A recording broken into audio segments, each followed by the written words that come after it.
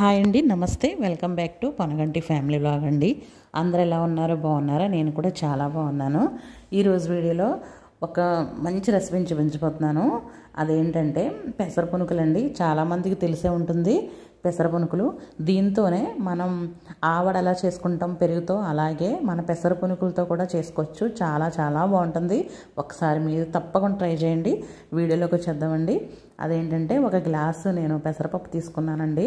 పెసరపప్పు ఒక 3 times wash చేసుకొని నీట్గా 3-4 అవర్స్ నానబెట్టుకొని ఉంచుకోండి పక్కకి. ఇదిగోండి, నేనైతే 3-4 అవర్స్ నానబెట్టేశాను.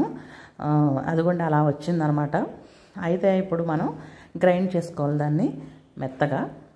మిక్సీ పడితే కనుక మనకి గట్టిగా వస్తాయి, గుల్లగా రావన్నమాట. అందుకని నేను గ్రైండ్ చేసుకున్నాను. గ్రైండ్ చేసేసుకొని నేను అదిగోండి మెత్తగా పేస్ట్ కింద పట్టుకున్నాను. దాంట్లో కొంచెం సాల్ట్, మనకి సరిపడినంత సాల్ట్ వేసుకోవాలి, పసుపు వేసుకోవాలి. కొంచెం అంటే మనకి గుల్లగా రావాలి కాబట్టి తినే సోడా ఉంటుంది కదా, వంట సోడా, అది వేసుకోవాలన్నమాట.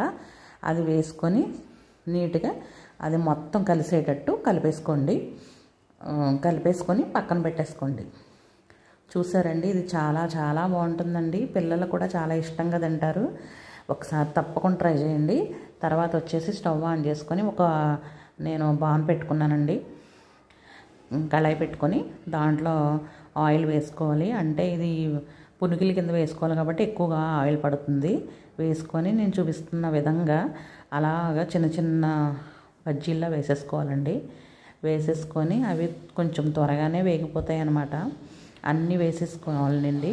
వేసేసుకొని కొంచెం వేగిన తర్వాత చూసుకోండి, మీకు తెలిసిపోతుంది. తర్వాత పక్కకు తీసేసుకోండి. చాలా బాగుంటుందండి.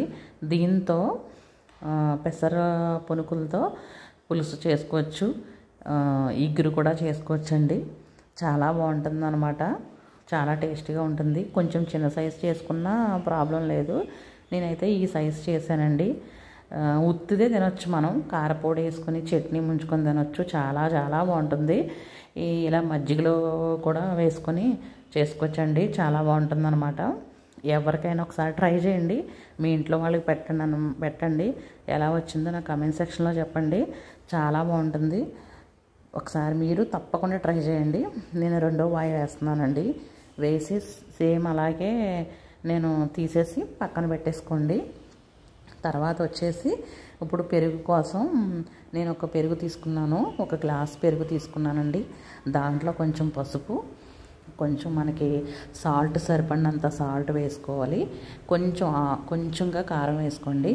వేసిన తర్వాత దాన్ని బాగా కలుపుకొని కొంచెం లేదంటే కనుక మీరు మిక్సీలో వేసుకున్న అది మొత్తం కొంచెం మజ్జిగలా రావాలన్నమాట.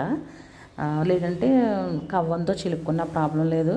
తర్వాత వచ్చేసి ఒక పాన్ పెట్టుకొని దాంట్లో కొంచెం ఆయిల్ వేసి పోపు దినుసులు వేసుకోవాలన్నమాట. కరివేపాకు, జీలకర్ర, కొంచెం మినపప్పు, ఆవాలు వేసానండి. వేసాక ఒక ఎండుమిర్చి వేసాను. పచ్చిమిర్చి మాత్రం ఎక్కువ వేసుకోండి, ఎందుకంటే మనకు పచ్చిమిర్చి కారం ఉండాలి కాబట్టి. అవి బాగా వేగాలన్నమాట. వేగిపోయినాయండి. వేగిన తర్వాత మనం ముందుగా పెట్టుకున్న పెరుగు ఉంది కదా, అది వేసేసుకొని వాటర్ అయితే మాత్రం చాలా ఎక్కువగా వేసుకోవాలండి. నేను చూపిస్తున్న విధంగా కొంచెం వాటర్ పల్చగా ఉండాలన్నమాట. పల్చగా ఉండాలి. ఏంటంటే ఒక స్టవ్ మీద మాత్రం కలుపుతూనే ఉండాలన్నమాట. అది లైట్గా హీట్ అవ్వాలి. ఆ తర్వాత స్టవ్ ఆఫ్ చేసేసుకోండి.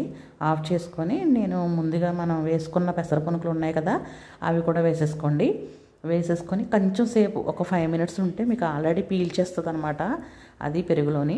ఇదిగోండి ఇలా అయిపోయింది. చాలా బాగుంటుంది అనమాట అండి. ఇదిగోండి మొత్తం పీల్చుకున్న తర్వాత పెద్దగా అయిపోతాయి అనమాట అండి. చాలా చాలా బాగుంటాయండి. ఒక్కసారి తప్పకుండా ట్రై చేయండి. కామెంట్ సెక్షన్లో చెప్పండి. నచ్చితే లైక్ చేయండి, షేర్ చేయండి, సబ్స్క్రైబ్ చేయండి, బెల్ ఐకాన్ కొట్టండి. థ్యాంక్ యూ అండి. Thank you all.